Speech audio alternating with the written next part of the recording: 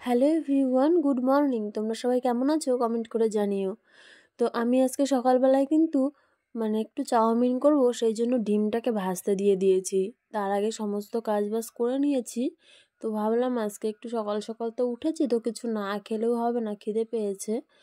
আর কি বলো তো, সেই আমি যে বাড়িতে গেছিলাম, তোমরা ভিডিওতে দেখেছো, তো সেই দিন থেকেই আমার শরীরটা না খুব একটা ভালো নেই।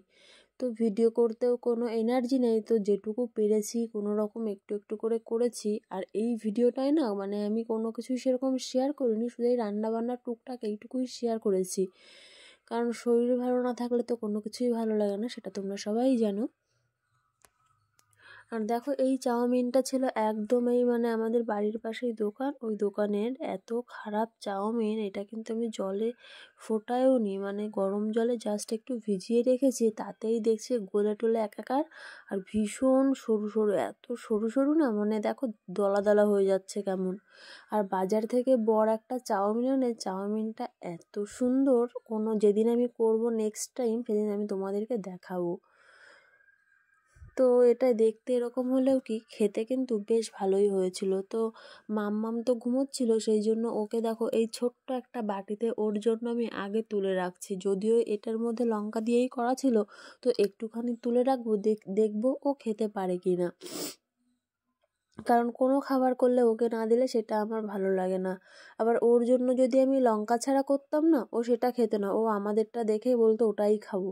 সেই জন্য ওর জন্য আর করা হয় না, আর ও তো সেভাবে খেতে পারে না, সেই জন্য ওর জন্য আর করিনি।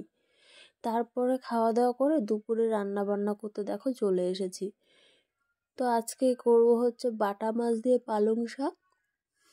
আর এখানে এটা ছিল মাম্মামের জন্য পাবদা মাছ দিয়ে তরকারি। এটা ও একাই খাবে, ওর জন্য পুরো আলাদা করেই রান্না করতে হয়। আমাদের রান্নাও খেতে পারে না।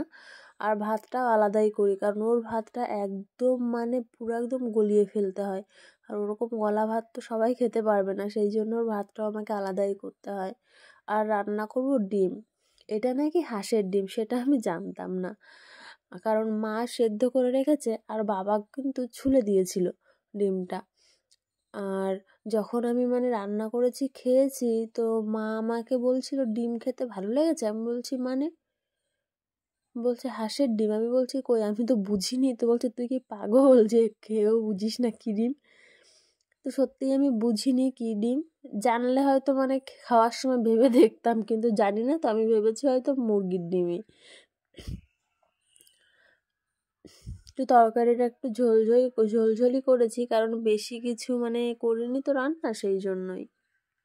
রান্না বান্না করে দেখলাম বাইরে না ভীষণ মেঘ করেছে। আর মাঠে তো আমি যেহেতু জামা কাপড় মেলি, সেই জন্য আগে মাঠে চলে এসেছি, কারণ যদি বৃষ্টি শুরু হয়ে যায় না, মাম্মামকে নিয়ে আমি জামা কাপড়গুলো গোছাতেও পারবো না, কারণ তাড়াহুড়ো করতে হবে তো। আর ও হয়তো কতবার পড়ে যাবে তার কোনো ঠিকানা নেই, কারণ আমার আগে তো আমার মেয়ে সেখানে বসে থাকে, সেই জন্য।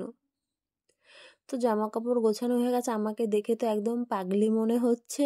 নিজেই যখন ভিডিও এডিট করছি তখন নিজেই ভাবছি কি, সকালবেলায় স্নান করে নিয়েছি, কিন্তু চুলের অবস্থা খারাপ, চুলটা আঁচড়ানোর সময় এখনও পাইনি। আর বাড়ি গিয়ে মাম্মামকে খাওয়াবো। এখন ওইসব চুল টুলে হাতও আর দেবো না, এখন পরে। তো জামা কাপড় মোটামুটি শুকিয়ে গেছে, গুছিয়ে নিয়ে এখন বাড়ির দিকে যাব। আর ঘরের মধ্যে প্রচুর কাজ পড়ে রয়েছে দেখো, এত জামা কাপড় ভাঁজ করতে হবে। যা হয় হোক গে, সমস্ত কাজ বাজ পরে, তার আগে আমি এখন মেয়েকে খাইয়ে নিই। মেয়েকে খাইয়ে সমস্ত কাজ বাজ সেরে একটুখানি এসছিলাম রাস্তার দিকে। আর কেমন যেন একটা গরম গরম ভাব পড়ে গেছে, কারণ শীতই লাগছে না। দেখো, মেয়েকেও একটা নর্মাল জামা পরিয়ে নিয়েছি, আর আমিও একটা নর্মাল চাদরই গায়ে দিয়েছি, চাদর না সরি স্কার্ফ বলতে পারো। তো বিকালবেলা একটু রাস্তার দিকে এসছি, এখন একটু এখানে হাঁটাচলা করছিলাম। সারাক্ষণ তো ঘরের মধ্যেই থাকি, তো বিকালবেলায় একটু ঘরের থেকে বেরোলে বেশ ভালোই লাগে। তো আগে তো বেরোনো হতো না, কারণ মাম্মাম না ওই টাইমটায় ঘুমাতো, কিন্তু ওই টাইমটায় ঘুমানোটা আমি ওর চেঞ্জ করে ফেলেছি, ওকে ঘুমোতেই দিই না। কারণ যখনই ও ওরকম দেখছি দিনের বেলায় ঘুমোচ্ছে, ও রাত 3টে 4টের আগে ঘুমোতে চায় না, সারা রাত ফোন দেখে। এটা তো খুব বাজে নেশা না, সেই জন্য ওকে আমি ঘুমাতে দিই না। আর এখন একদম সকালে উঠলে ওকে সারাদিন আর সন্ধেবেলাতেও ঘুম পাড়ায় না। যতই বিরক্ত করুক ঘুমাতে দিই না। আর ওইখানে অত লোক রয়েছে কেন বলো তো? ওখানে না সরস্বতী পুজো করবে বাচ্চারা, সেই জন্য ওখানে রাস্তায় মানে যে যাচ্ছে তাকে আর কি ধরছে, বিল দিচ্ছে আর কি, বলছে মানে চাঁদা তুলছে যাকে বলে আর কি। আর এখানে ওর ঠাম্মার সাথে মাম্মাম একটু দৌড়াদৌড়ি করলো রাস্তা দিয়ে। তারপরে একদম সন্ধ্যের পরে এসেছি আমি একটু চিকেন পকোড়া করতে, যেটা আমি আগে কখনো বাড়িতে করিনি। তো চিকেন পকোড়া না করেছিলাম, মানে আমার ভালো লাগেনি, একদমই ভালো লাগেনি। মানে কি বলতো, একটু মানে ইউটিউব দেখে করেছিলাম।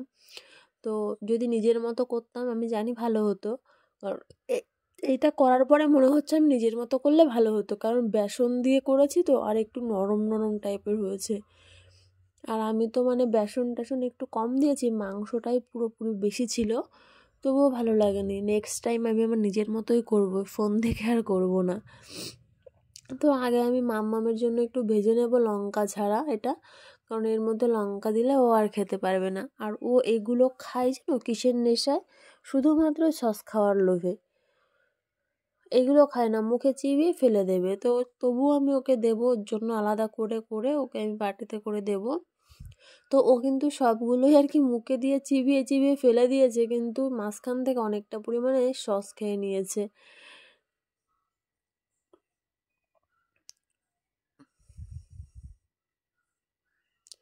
আর ও থাকলে আমার সারাক্ষণ কথা বলতে হয়, এত কথা বলে।